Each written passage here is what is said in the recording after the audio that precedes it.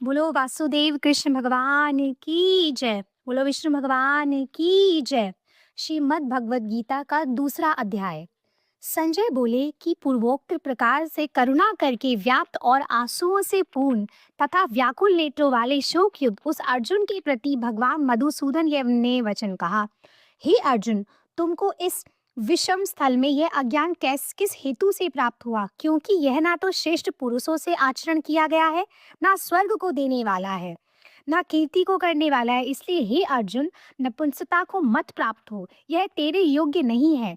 हे परंतप, तुच्छ हृदय की दुर्बलता को त्याग कर युद्ध के लिए खड़ा हो। तब अर्जुन बोले कि हे मधुसूदन, मैं रणभूमि में भीष्म पितामह और द्रोणाचार्य के प्रति किस प्रकार बाणों से युद्ध करूंगा? क्योंकि हे हरिसूदन, वे दोनों पूजनीय हैं। इसलिए इन महानुभाव गुरुजनों को ना मारकर इस लोक में भिक्षा का अन्न भी भोगना कल्याणकारक समझता हूँ। क्योंकि गुरुजनों को मारकर भी इस श्लोक में रुधिर सने हुए अर्थ और कामरूप भोगों को ही तो भोगूंगा। और हम लोग यह भी नहीं जानते कि हमारे लिए क्या करना श्रेष्ठ है, अथवा यह भी नहीं जानते कि हम जीतेंगे या हमको वो जीतेंगे। और जिनको मारकर हम ये जीना भी नहीं चाहते, वे ही धृतराष्ट्र के पुत्र हमें सामने खड़े हैं। इसलिए कायरता रूप दोष करके उपहत स्वभाव वाला और धर्म के विषित मोहित हुआ मैं आपसे पूछता हूँ कि जो कुछ निश्चित किया हुआ कल्याणकारक साधन हो वह मेरे लिए कहिए, क्योंकि मैं आपकी शिष्य हूँ। इसलिए आपके शरण हुए मुझे शिक्षा दीजिए।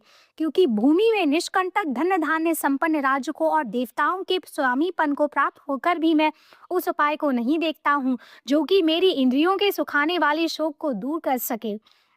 संजय बोले, हे राजन, निद्रा को जीतने वाले अर्जुन अंतर्यामी श्री कृष्ण महाराज के प्रति इस प्रकार कहकर फिर श्री गोविंद भगवान से युद्ध नहीं करूंगा ऐसा स्पष्ट कहकर चुप हो गए। उसके उपरांत हे भरतवंशी धृतराष्ट्र, अंतर्यामी श्री कृष्ण महाराज ने दोनों सेनाओं के बीच उस शोकयुक्त अर्जुन को हंसते हुए यह वचन कहे। हे अर्जुन, तू ना शोक करने योग्य के लिए शोक करता है और पंडितों के से वचन तो कहता है, परंतु पंडित जन जिनके प्राण चले गए हैं उनके लिए और जिनके प्राण नहीं गए हैं उनके लिए भी शोक नहीं करते, क्योंकि आत्मा नित्य है। इससे शोक करना अयुक्त है। वास्तव में ना तो ऐसा ही मैं किसी काल में नहीं था, अथवा तू नहीं था, अथवा वे राजा लोग नहीं थे, और ना ऐसा ही है इससे आगे हम सब नहीं रहेंगे। किंतु जैसे जीवात्मा के इस देह में कुमार युवा वृद्धावस्था होती है, वैसे ही अन्य शरीर की प्राप्ति होती है। उस विषय में धीर पुरुष नहीं मोहित होता है।